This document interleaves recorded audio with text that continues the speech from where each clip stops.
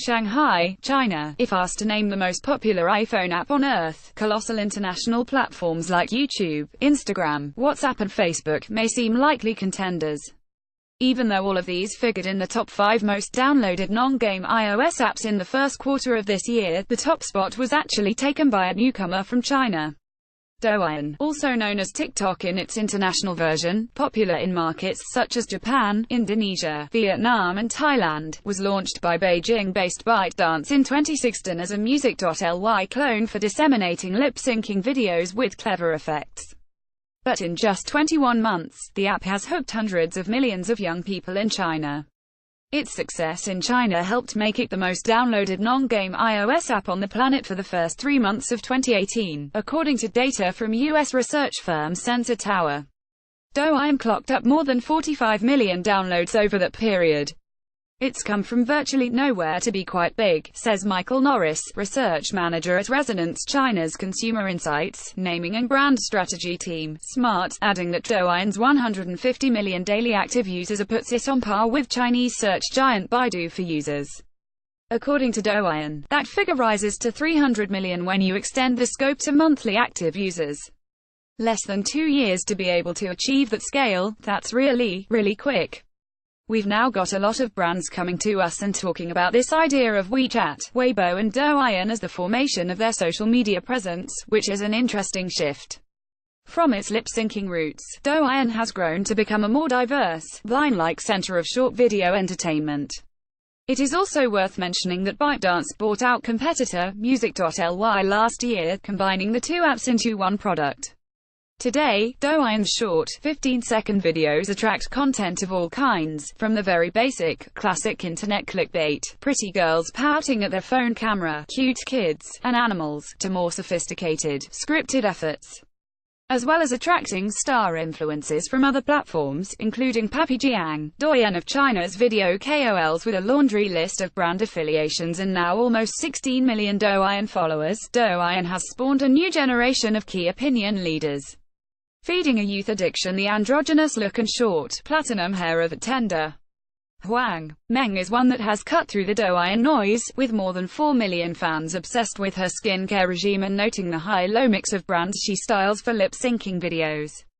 With more than 6 million fans, the humorous personal styling videos of Yang Gong, Zi, Yao, Shang, Jin, many starring his wife, a Douyin star in her own right, are clean and easy to follow examples of how entertaining information can be delivered via Douyin. The Chinese edition of Grazia doesn't have an independent app, relying instead on platforms, including Weibo, WeChat and now Douyin, to disseminate content. For Grazia, celebrity videos in particular have proven popular, especially when a simple message is delivered from a beautiful face with appropriate musical accompaniment. I think Douyin is magic. People say it's like a demon, but it basically makes people addicted. Yi Mengui, also known by the English name Maxine Yi, is the social media executive chief editor at Grazia China. While she believes that Douyin's hold on its audience is powerful, she says its long-term value as a messenger is still impossible to determine. I think Douyin is magic. People say it's like a demon, but it basically makes people addicted by combining music, shortness, sharpness, a combination of funny, interesting content, and continuousness, she explains. Weibo is a microblog. It's good for connecting and sharing information, but for young people Weibo is lacking. Douyin has divided public opinion. Lots of official sources say Douyin influences this generation of young people because of its addictive nature, makes them waste a lot of time, but I tend to think if they weren't wasting time on Douyin, those inclined to while away hours on the app would be wasting time on something else, anyway. Distinct from giant video hosting services like Alibaba's Youku Tudou, Iqiyi and Tencent Video, short video apps are abound in China from Kuaishou to MyPi. But as Yi alludes, the difference between Douyin and some of its competitors is the fact that clicking has become almost entirely unnecessary in order for its millennial and Gen Z audience to fall into a black hole of meme-tainment. With no pause or play buttons, videos automatically play as their user scrolls by them. Wait-and-see approach. Interesting for fashion executives is the fact that Douyin's audience is skewed more toward young women. According to data released in February from Jiguang, a mobile big data service provider, more than 43% of Douyin users live in first-tier cities, with almost 53% of users aged 24 or under and 66.4% female. In a country where millennial consumers are said to be driving a revival in consumer spending, particularly for the luxury sector, this is a mightily attractive demographic breakdown for many brands. As a relatively new app, however, these demographics are still evolving rapidly. Whether Douyin fizzles out or becomes the next Weibo, which in my mind could go either way, it is the place to be, right now. The amount of interaction and popularity and how the platform is being used by users, who are target consumers of certain brands, it's hot, it's super hot. So, to not be there is to neglect the attention of a massive portion of the market, says Elijah Whaley, Chief Marketing Officer at Parklu, a marketplace connecting consumer brands with influencers in China.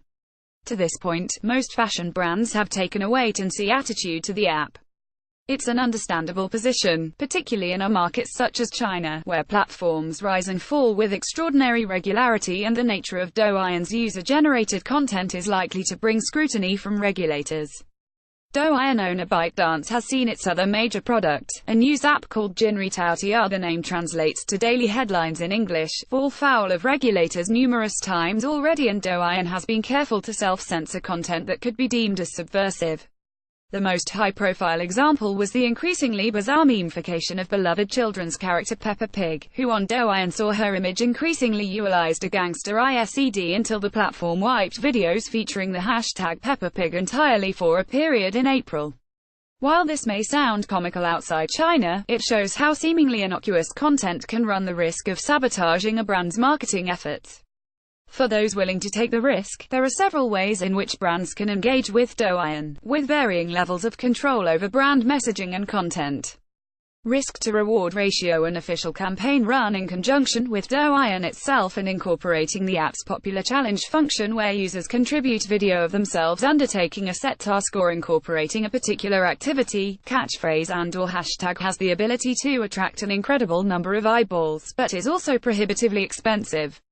Parklu estimates a current starting cost of 250,000 yuan, or approximately $37,600 at current exchange, with prices continuing to rise precipitously. Every time a brand wants to play on Douyin with its own account, it's trying to win the internet lottery. Michael Kors is one brand that has experimented with an official campaign on Douyin, launching a catwalk-style challenge last November in conjunction with a major event in Shanghai, with a spokesman reporting positive results. "We were thrilled to be the first luxury brand to launch on Douyin," he said. "The platform gave us an opportunity to spread awareness and build excitement in anticipation of Michael's trip to China, while also highlighting our Michael Kors The Walk campaign and garnering user-generated content in support of our Michael Kors The Walk Shanghai activation." According to Michael Norris, however, official campaigns and accompanying challenges can be a risky proposition. It sounds very appealing from a marketing standpoint, but the volume of content, the geographic spread of people that are posting content and their different backgrounds and perspectives on what is and what is not appropriate, makes it very difficult for brands to control. "I think that's where the danger to brands comes from," he says. Adidas Neo was another early adopter of Douyin, and its fortunes on the platform are instructive for others thinking of leaping into the hot seat. While their first forays garnered high engagement in excess of 250,000 likes, later videos struggle to hit 2,000 likes.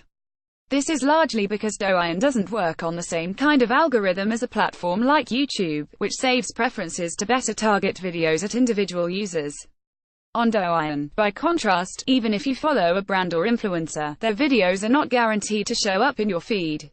It's kind of like, every time a brand wants to play on Douyin with its own account, it's trying to win the internet lottery, but each time, it has to buy a ticket. There is no accumulated experience or accumulated benefit from doing really well in the past on Douyin, Norris says. Closer scrutiny needed. Another alternative is for brands to work with individual influencers on the platform, which can be cheaper, but also an increasingly expensive proposition. To this point, it is also free of the restrictive rules on influencer marketing that have hit platforms such as Weibo, where, if content is flagged as being brand associated, brands are meant to pay both the platform as well as the influencer disseminating it. Right now, influencer campaigns and influencer collaborations are encouraged by the platform, and the only thing that Douyin is asking KOLs that collaborate with brands is just to give them a heads up. They don't ask for payment or anything special, so right now it's a really great place for brands and KOLs to collaborate, Whaley explains. I think the only real challenge is because of the format of the video. The brands need to work with the KOLs closely to make sure the content is really on brand and does send the brand's message properly. Sources familiar with brand partnerships on Douyin estimate that KOLs with more than 1 million followers on the platform have a starting price of 20,000 renminbi, $3,000 for collaborations. The other thing brands should be aware of, according to Whaley, is that the platform is crazy of bots. This is fake traffic that is used as a strategy, he claims, to attract influencers from other platforms with a history of content creation vital for a platform reliant on user-generated content to migrate to Douyin. A spokesperson from Douyin was not available for comment. I believe Douyin recognizes this is a content producer and call from another social network and, therefore, will give them a baseline of a couple 100,000 followers as an encouragement mechanism to make new content creators think, oh, this is really hot, I am being really successful on here, and so I'm going to continue to produce content, Whaley explains. While Norris warns that Douyin isn't necessarily for everyone, especially luxury or aspirational brands, there's only so much aspiration you can capture in 15 seconds. He observes, he does see potential for streetwear, particularly sneakers, which have seen sales at the premium end take off in China recently, as well as beauty categories. For brands at the higher end, it may be difficult to make a case that it's as important as a digital experience on WeChat, for example, he says. I'm more cautious. I'm happy to be the dissenting voice in the room. I wouldn't be banking on Douyin as the forte of my social media strategy in China, especially at the higher end of price points, brand values and aspirations. Related articles. WeChat stores are China's latest luxury craze. WeChat publishing is changing China's mediascape.